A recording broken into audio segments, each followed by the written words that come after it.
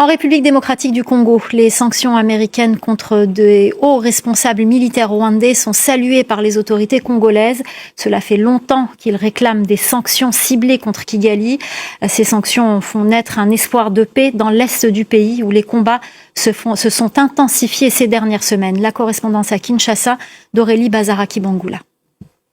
Avec ces sanctions, les États-Unis envoient un signal fort à Kigali. Alors sont sanctionnés 4 hauts responsables militaires rwandais, mais surtout les forces de défense du Rwanda.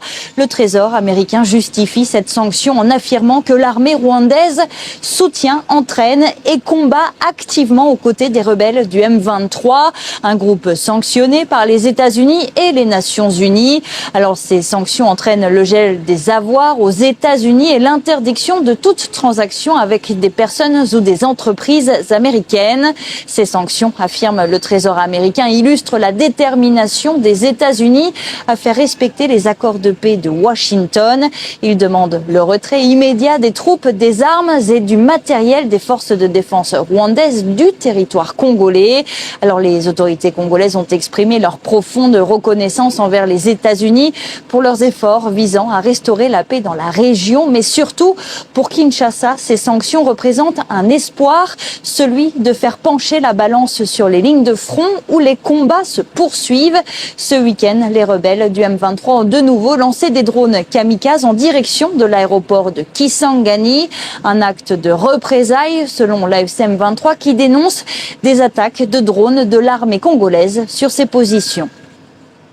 Alors que signifient ces sanctions? Vont-elles faire avancer la paix? Qu'en est-il des différents processus de paix?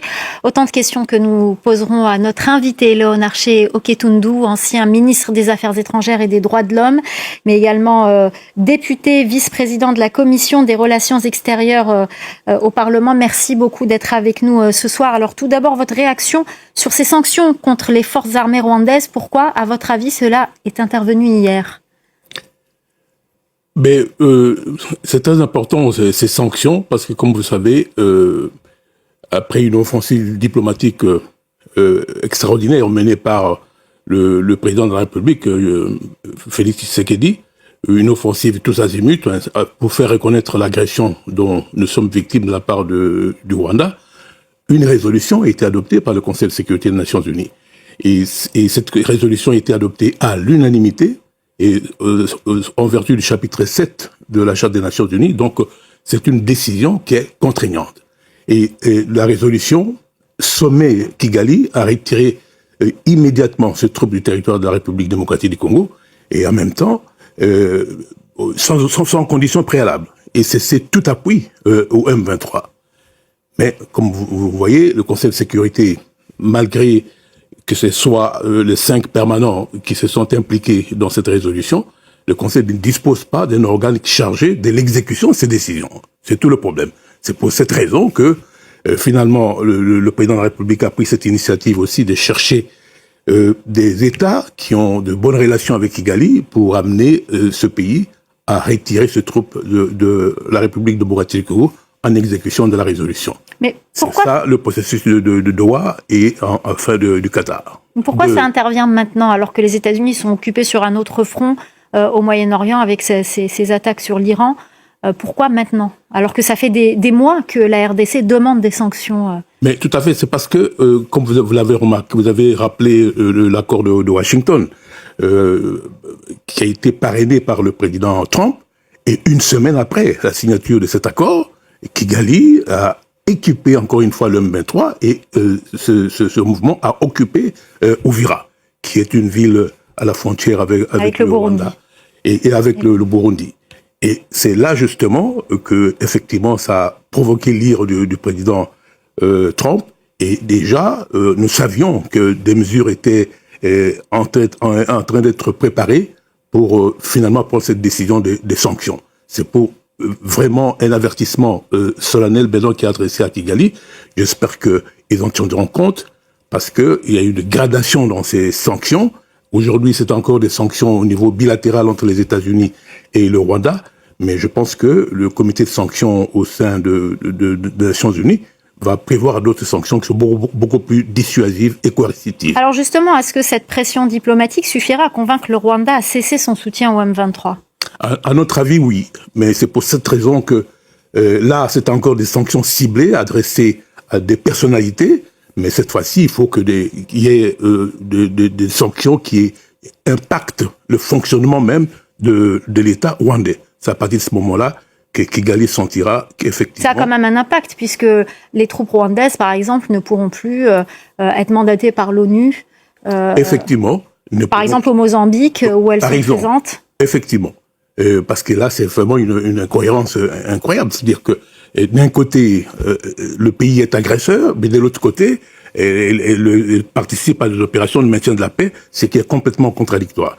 Donc, il faut vraiment résoudre ce problème le plus rapidement possible. Nous pensons que cette année 2026 est une année qui est propice à l'obligation faite par le Conseil de sécurité au Rwanda pour qu'il retire ses troupes du territoire congolais.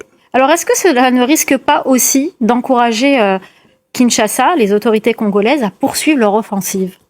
Bon, comme vous voyez, nous sommes en légitime défense. C'est pas nous qui avons attaqué Kigali, qui avons attaqué le Rwanda. C'est le Rwanda qui, non seulement a mené une agression, mais occupe 2 provinces importantes de notre pays. Donc, nous nous défendons, nous ne sommes pas des agresseurs. Par conséquent, chaque fois que le Rwanda viole le cessez-le-feu, inévitablement, la République démocratique du Congo est dans l'obligation de réagir pour protéger sa population. Les sanctions sont-elles une solution pour vous au conflit dans l'est de la RDC ? Est-ce que ça peut vraiment mener à une paix durable ? Moi, je pense que la communauté internationale, à travers le Conseil de sécurité, a les moyens d'imposer la paix par une diplomatie coercitive. C'est ce que nous réclamons. Parce que, comme vous l'avez remarqué, je crois que la solution militaire a été exclue pour la résolution de cette crise. On nous a forcé à nous asseoir autour de la table pour régler ce problème. Mais ici, ce qu'il faut vraiment rappeler, c'est que nous sommes agressés. Et que même ces sanctions, c'est une reconnaissance formelle de l'agression dont nous sommes victimes en violation de la Charte des Nations Unies et de l'acte constitutif de l'Union africaine. Alors, pour parler des processus de paix, des initiatives internationales, celles de Doha, Washington, ne doivent-elles pas être aussi couplées d'initiatives nationales, notamment de dialogue politique pour arrêter les conflits? Par exemple, l'opposition appelle à la tenue d'un dialogue inclusif. Est-ce pour vous une solution? À mon avis, non. Et c'est là que nous divergeons. C'est-à-dire, le principe même du dialogue, nous ne pouvons pas le contester. Ça a toujours été un mécanisme important pour la résolution de certaines crises majeures dans l'histoire de la République démocratique du Congo. Mais dans le contexte actuel, il y a 2 provinces importantes du pays qui sont occupées par l'État agresseur. Par conséquent, le conflit que nous vivons actuellement à l'Est n'est pas un conflit interne. C'est un conflit qui a pour origine l'agression dont la République démocratique du Congo est victime. Donc nous nous trouvons là devant 2 contradictions. L'une principale, c'est l'agression dont le pays est victime, et puis l'autre secondaire, c'est-à-dire il y a des revendications sur le plan interne qui sont exprimées par certains opposants. Mais pour l'instant, dès lors que le pays est attaqué, chaque patriote doit se sentir agressé dans son intégrité, et parce que il y va de la protection de la souveraineté de la République démocratique du Congo et même de l'intégrité territoriale. Et comparaison n'est pas raison. Est-ce que vous croyez que vraiment le président Zelensky actuellement en Ukraine à l'unanimité derrière lui dans la gouvernance? Non, pas du tout. Mais pour l'instant, les opposants estiment que le gros problème qu'il y a aujourd'hui, c'est l'agression. Donc il faut d'abord sauver le pays. On verra l'autre problème par la suite. Très rapidement, que peut jouer le continent africain et notamment l'Union africaine? Quel rôle peut-elle jouer dans la paix en République démocratique du Congo? Encore une fois, sur le plan diplomatique, nous avons la chance aujourd'hui, toujours encore avec l'offensive diplomatique du chef de l'État, d'être présent au Conseil de paix et de sécurité de l'Union africaine, tout comme on est membre non permanent du Conseil de sécurité des Nations Unies. Je pense que la solution, pour l'instant, elle est diplomatique. Mais Kigali doit savoir que la patience a trop duré et que à un moment donné, je pense que il peut être l'auteur d'une véritable conflagration, parce que je pense pas que les Congolais accepteront de Merci. tenir encore longtemps et supporter encore longtemps l'occupation de deux provinces avec les conséquences que cela implique, déplacement des populations, à peu près 7 millions à l'interne et à l'externe.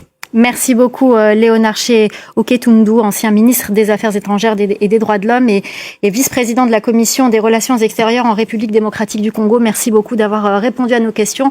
C'est la fin du Journal de l'Afrique. Restez avec nous là. Bonjour à tous, bandeko. Oyo nyonso bazali na posa ya pour faire passer ba message na bango. Ba publicité na bango to pe ba promotion ya ba produit na bango. Adresse moko na Tosha TV. Bokoki ko contacter biso pour na publicité na bino nyonso. Na numéro na biso sur WhatsApp. Topé bokoki ko komela biso na adresse mail na biso. Bobanga te bandeko. Toko proposer bino ba campagne ya ba prix nyonso. Tozali na campagne ya une semaine. Tozali na campagne ya un mois. Tozali pe na campagne ya jour moko. Tokoki ko poster au jour moko na ba canal na biso nyonso. Kobanga lisusu tozali na business na yo kobanga te koloba te que ezali muke moyen na sala promotion ezali te. Topé nazali na mbongo ebele te moyen ko sala promotion ezali te. Non, avec Tosha TV to faciliter bino tellement tâche que contacter biso na numéro na biso pour na produit na nyonso tokoki pe sa yo plan ya marketing ya kitoko na promotion ya kitoko. Kozelisa lisusu te sala publicité na ona Tosha TV.